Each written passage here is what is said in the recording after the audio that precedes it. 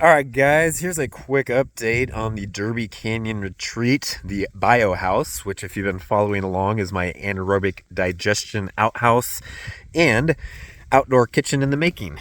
Right now, it is, I would say, about 70% complete. So this is basically the floor plan. On the left open area here, that awesome live edge board is going to be our counter space with a sink and a rainwater catchment system just for hand washing and that kind of thing. This entire room is my anaerobic digestion tank greenhouse. So you might be able to see those roof panels are clear.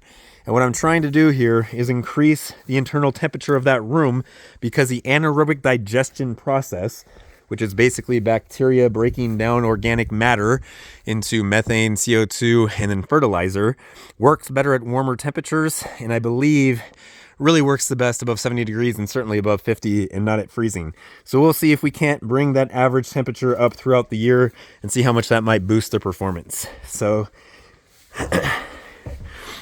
there's the tank. It's all folded up right now. We're not going to be getting that set up before the end of this season, so that'll be the first thing I do in the spring. Here's the toilet. Obviously, I'll be putting a door here. I'll be finishing this interior with the same cedar look as the rest and putting a door in here. And honestly, I'll probably end up doing this entire room with plastic lining it because I do not think that the way it's currently installed, it'll really be all that warm or act that well to keep smell out as well as heat in. So I'll probably end up wrapping that entire room in plastic to help truly create that greenhouse effect. Unfortunately, I didn't quite get as much done this year as I thought I would.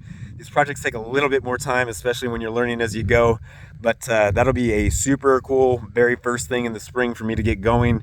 It makes no sense for me to set up that tank and do all that work just to have all the bacteria die and do nothing, because we're basically at the end of the camping season and we'll be at it next year. So, like always, please subscribe if you want to keep in tune, see our updates, see what that thing looks like when it's finished, and stay in touch.